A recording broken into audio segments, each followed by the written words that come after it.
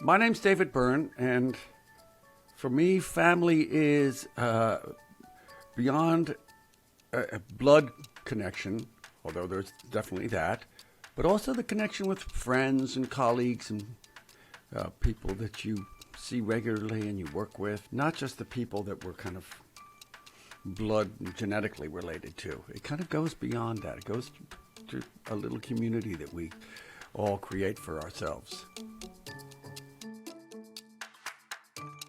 Hello and welcome to We Are Family. I am your host, Julia Dennison, and I am here with the musical legend that is David Byrne. You'll know him, of course, from Talking Heads, but he's also been an actor, filmmaker, and writer, and he's currently starring in his own show on Broadway, American Utopia, which has been called the best live show of all time, and I can confirm it's truly an amazing experience. David, welcome to the show. Thank you for coming on. Thank you. Thank you. It's good to be here. So let's talk a little bit about American Utopia. You released it as your first solo album, 14 years. What made you decide to turn it into this beautiful spectacle of a Broadway show? It wasn't initially my idea to turn it into a Broadway show. I was putting it together as a concert tour, which we did for a while, and some Broadway producers saw it, and word got back to me that these Broadway producers saw it and said, "You have to bring this to Broadway." I didn't know who they were, but that planted the seed in my head. So during the tour, I was starting to think that this might be a possibility of where to go after we toured everywhere we could possibly play. After that, I started thinking, well, rather than just going back and playing the same places again, what if we kind of think about how would I modify this show that we're doing? How would I change it so that it works in a Broadway theater? It's a different world. It's a different set of expectations that the audience brings when they come to a Broadway show rather than, say, a music concert. So I thought, how can we change that? What needs to be changed? And it was so beautiful. Just before we hit record, Sam, the producer, and I were just telling you about how emotional it really made us feel coming out a little bit out of this pandemic that we've been in. To see American Utopia was just such a beautiful experience. And obviously, we're a parenting podcast here, so I always look at things through the lens of parenthood. And one of the themes I really loved from the show was the idea of how, as humans, we really love to look at other humans, and that's what we love to do most. And I feel like in a way that gets at the crux of why parenthood is so fascinating and wonderful and complicated and hard at the same time. Can you talk a little bit about that concept of the need to look at other humans and how that kind of influenced your production? As a species, we're social animals. There are certain animals that kind of live alone and then they only get together to mate and then they kind of go off on their own again. We're not like that. We're built to be social. That's kind of how we evolved. It's kind of how we have come to thrive. Part of being a social animal means that you're kind of paying attention to how other people are relating to you. We've evolved to really pay a lot of attention to people's faces, what they're communicating through their faces, through their body language, through their gestures, through the tone of their voice. We really read all that, and that tells us how that person is relating to us, how we're relating to them, if they're listening to us, if they're feeling kindly towards us, if they're liking what we're saying or what we're doing, all those sorts of things. That's what we do. We've evolved to really kind of pay a lot of attention to other people. It's kind of how we survive. It's how we thrive. How do we incorporate that into a stage show? And well, one way of doing it is to take away everything else. So that's a lot of what we did, which was sounds very simple, to remove all the kind of instruments and amplifiers and bits and bobs and microphones and everything else from the stage. Everything. That is a simple idea, but technically it's very difficult and very complicated to realize. There's a lot going on backstage that allows us to be on stage without any of that stuff. I figured that. It's one of those things where, like, to have that simplicity is actually I can imagine, quite challenging and a lot happening. There was one moment that I wanted to hear a little bit of the backstory, again, because we're a parenting podcast, so I'm always thinking about younger generations and kids, but you have a song on the album and in the show called Everybody's Coming to My House. And the lyrics are, now everybody's coming to my house and I'm never going to be alone. And you talked in the show a little bit how for you, that was kind of a lament of like, you know, wanting space and time to yourself. But then I think you spoke to some kids who saw it as the opposite. Is that right? Like Well, something a like song that, about yes. company and inclusion. And I thought that was kind of fascinating to think about how like the different generations think about it so differently potentially. This idea of being alone. Can you tell a little bit of that backstory of that song? We invited a high school choir in Detroit, Michigan, to interpret the song, to do an interpretation of the song, which they did an incredible job. They didn't change a single word, but somehow the meaning of the song was transformed. That their version, my version, it appears that I'm kind of being a little bit who I am, and kind of being a little bit apprehensive about all these people coming over to my house, and how do I deal with that, and feeling a little socially awkward. The kids felt like, oh no, let's invite more people over. Let's invite everybody over. Let's welcome them. And it was a much more generous spirit than my own. And so I thought that's wonderful. I don't know how they did that, but they really transformed it into something better than what I started with. Do you work with the younger kids a lot? What was your kind of idea behind working with that high school choir? I don't work with younger kids very often. I think that working with younger kids is a real skill, a skill that requires attention and time, and you have to devote yourself to doing that. It's not just something that, we can just jump in and do. It came about through a project where we were asking kind of high school students to interpret some of these songs in their own way, whether it was through dance or singing it at a choral arrangement, or kind of an animation, or puppets, or acting, or whatever. We said, you guys, you decide how you're going to do this. That was the project.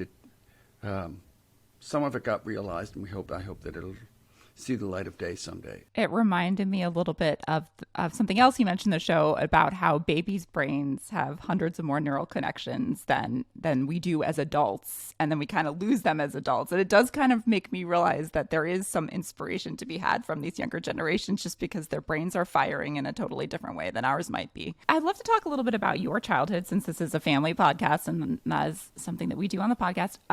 You were born in Scotland, and then you moved to Canada, and you eventually settled in the U.S. at age 8. Is that right? Yes. Do you remember anything?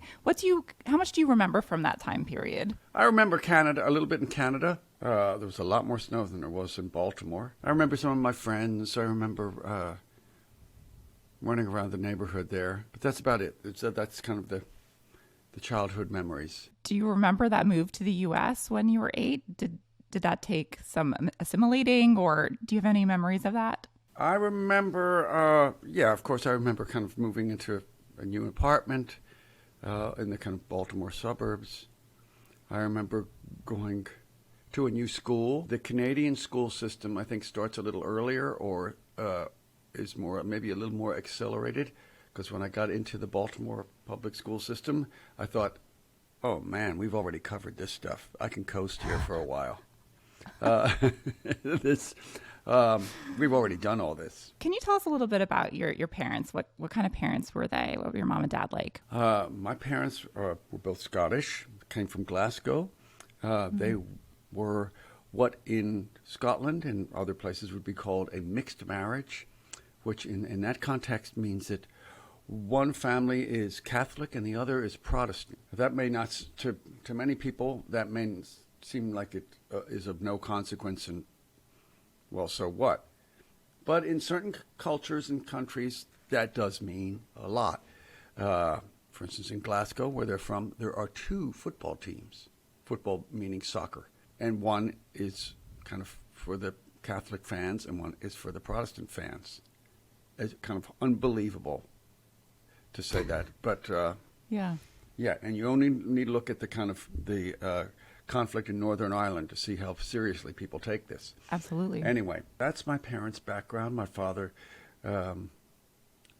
trained as an electrical engineer and then was hired by an American corporation, Westinghouse, to do that. And that's what brought him over. And then he said, oh, this looks like it's going to work out. So then he brought over the rest of us. And then the rest of us came over and joined him.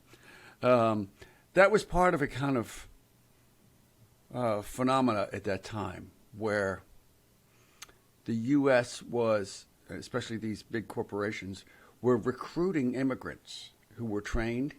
They needed more. They needed more of these trained engineers and different kinds of people, just as the whatever tech companies do now. They're advocating for kind of for them to be allowed to bring in more immigrants who are technically trained. The same thing was going on there. So places like Scotland, who didn't have work for people like my father, they kind of lost out. They lost a lot of these people to the U.S. and elsewhere.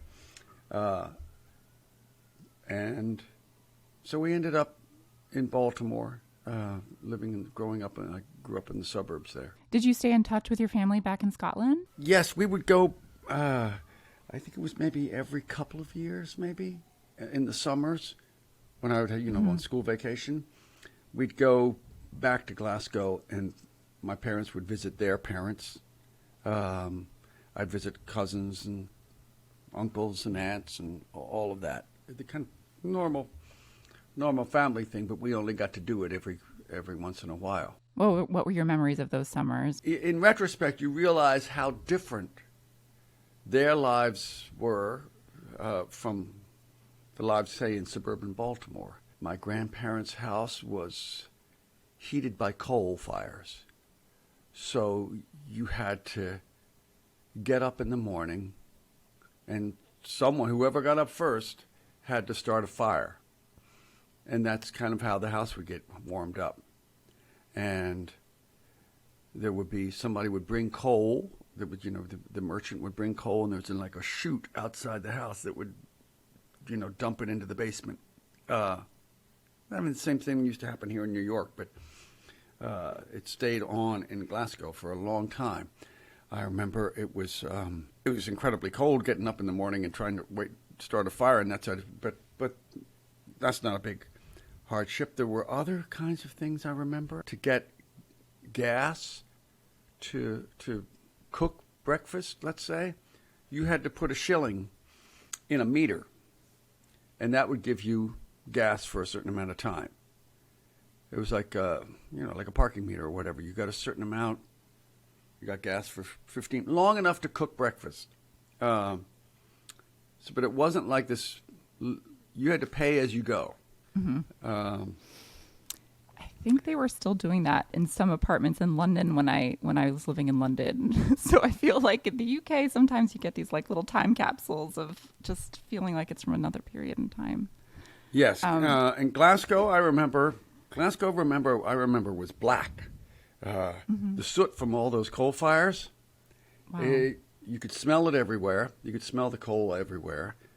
I grew to associate that smell with my grandparents and all my relatives, so I kind of liked that smell. But it made all the buildings black. Now, they've sandblasted and cleaned the buildings. It's a beautiful red sandstone all over Glasgow, but decades ago, the buildings were all black. Wow.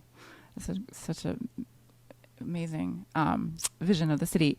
So now thinking back of your own childhood, what kind of child were you like? And did your parents, and obviously you're hugely creative in your career now, was creativity something that your parents encouraged in you? I was a child who was, I had friends, but I was also very happy being alone and kind of doing things on my own, whether it was drawing or going exploring in the woods or whatever it might be. I had no problem with that. My parents did not push me into any of those kind of things. Like if they saw that I had an interest in art or drawing or something like that, they didn't say, "Oh, we're going to get you some lessons" or anything. There was none of that. but they didn't discourage me either, which I think was very important. They just left me alone to do what I wanted to do. And I think that was really, really important for me. It wasn't like, oh, you're wasting your time doing that. There was no attitude like that. It was just like, this is what David wants to do. Let him do it. That's wonderful. So I wanted to ask you, because you spoke to Amy Schumer on her podcast a little bit about the fact that you believe you might be on the autism spectrum. And I was wondering if you wanted to talk about that at all, and whether that was something you had an inkling about growing up and what that meant for your career and your relationships growing up.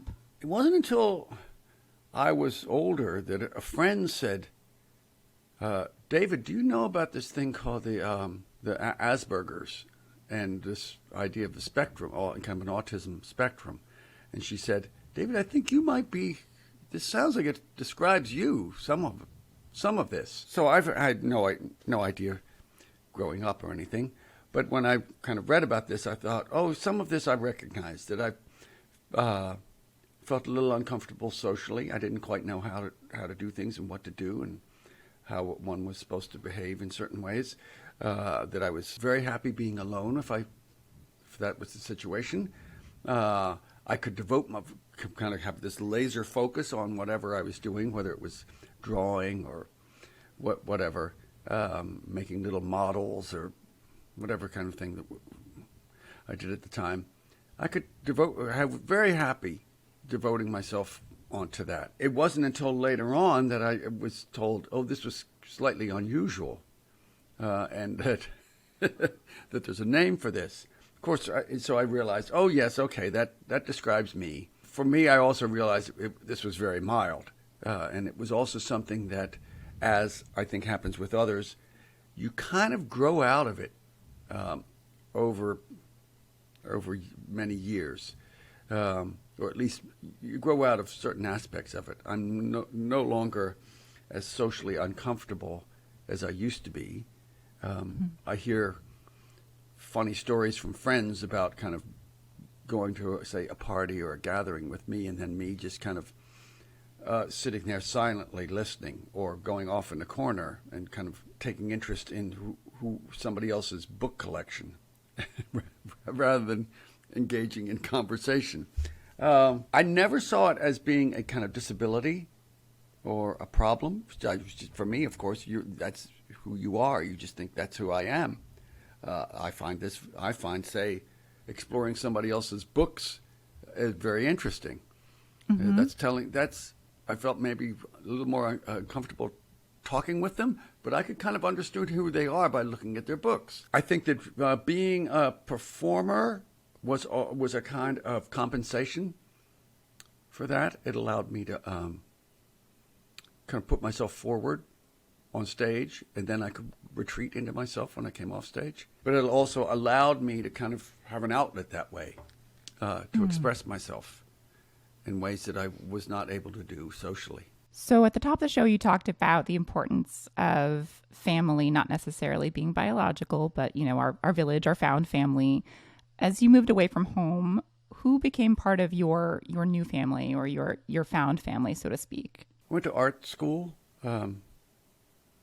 after high school, and I had a couple of close friends that I hung out with, became roommates and things like that. And I realized in retrospect that given that I was socially awkward, I would tend to gravitate towards people who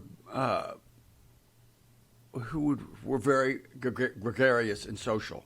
Yeah, so I could kind of latch on to them, and they would kind of be the outward connection, and I could just be there and kind of listen and tag along, which sounds a bit calculated. Ride their wave. Yeah, I like that. Yes, it sounds a bit calculating when I describe it that way. And of course, if it was calculated, it was very unconscious. I was not aware that I was doing this. But in retrospect, I look at it and go, oh, I see what you were doing. You were using your friends to facilitate kind of being social. So I want to talk about you as a dad. So you were married in 1987. Your daughter Malu was born in 1989. That's right? correct. Can you Yeah. Can you tell me about her full name, because it sounds very meaningful? What's her full name?